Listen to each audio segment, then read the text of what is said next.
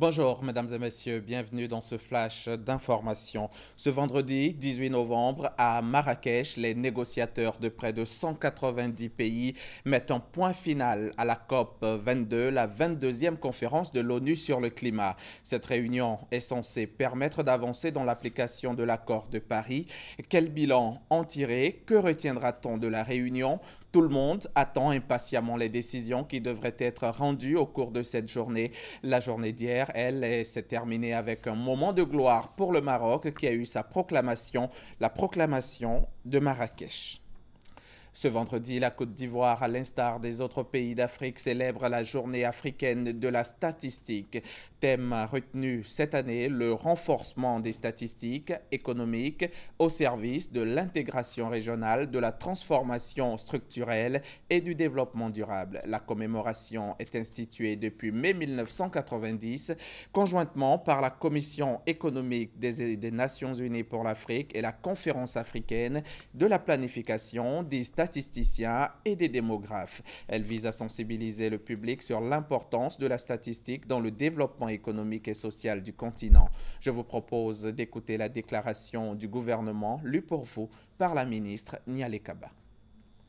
Le gouvernement ivoirien veut placer la statistique au cœur du développement. Cette volonté a été réaffirmée à la faveur de la célébration de la Journée africaine de la statistique. Le ministère du Plan et du Développement sensibilise sur l'importance de cette science. Toutes ces actions ont permis au système statistique national, singulièrement à l'Institut national de la statistique, de réaliser ces dernières années de grandes opérations statistiques telles que le recensement général de la population et de l'habitat en 2014, l'enquête sur le niveau de vie des ménages en 2015, l'enquête nationale sur la situation de l'emploi et du secteur informel en 2016.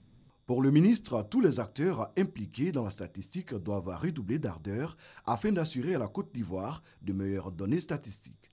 Les efforts de l'État en matière statistique se sont traduit notamment par la prise de décision du décret portant institution d'un département en charge de la planification et des statistiques au sein des ministères en 2012, l'adoption de la loi portant organisation du système national en 2013, la ratification de la Charte africaine de la statistique en 2013.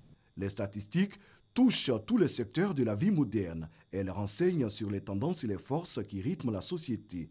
À partir d'enquêtes et du recensement, les statistiques ont une incidence sur la planification des écoles, des réseaux routiers, d'où leur importance. Reportage de Perpétuement commenté pour vous par Serge Coléa. Suite à une opération de rafle mercredi aux environs de 22 h à Yamoussoukro, des agents de police ont embarqué de force un individu à moto. Malheureusement, au cours des manœuvres policières, l'infortuné est écrasé par le véhicule de police. Des jeunes gens, alors alertés, ont tenté en vain d'incendier le commissariat de police du 2e arrondissement de Yamoussoukro. Des affrontements ont également eu lieu à Doropo, faisant 4 morts, dont 2 gendarmes. Le ministre de l'Intérieur, ministre d'État donc de l'Intérieur et de la Sécurité, Ahmed Bakayoko, invite les différents chefs de corps à sensibiliser les hommes de sorte que leur relation avec les populations s'améliore. Au moins 73 personnes ont été tuées et 110 blessées dans l'explosion accidentelle d'un camion-citerne hier jeudi après-midi dans l'ouest du Mozambique. Selon le gouvernement, l'incident s'est produit lorsque des citoyens ont tenté de prendre de l'essence depuis un camion-citerne dans la localité de Kafirizanje, à quelques dizaines de kilomètres de la frontière avec le Malawi. Avec la chaleur, le camion a pris feu. Les blessés sont évacués vers l'hôpital de Tété, situé à environ 90 km. Les autorités cherchent à savoir si le camion vendait de l'essence ou s'il a été pris d'assaut par la population.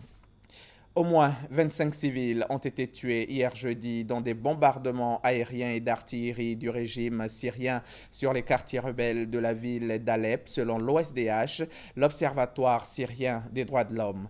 Depuis la reprise des bombardements, après une suspension d'un mois, 65 civils ont péri. En plus des raids aériens et des pilonnages à l'artillerie, les habitants d'Alep-Est vivent dans des conditions humanitaires insoutenables. Les produits alimentaires, l'eau, l'électricité et le mazout pour faire fonctionner les groupes électrogènes sont soumis à un rationnement sévère.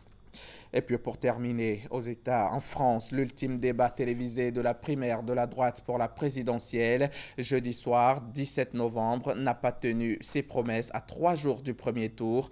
Un débat touffu, parfois confus, une réponse indignée de Nicolas Sarkozy sur les affaires judiciaires et 3 favoris qui évitaient de s'attaquer frontalement. À 3 jours du premier tour, ce 3e exercice était présenté comme décisif. En tête dans les enquêtes d'opinion depuis 2 ans, Alain Juppé semble désormais en perte de vitesse et François Fillon en nette progression selon plusieurs études concordantes. Fin de ce flash, on se retrouve à 13 h pour le point complet de l'actualité.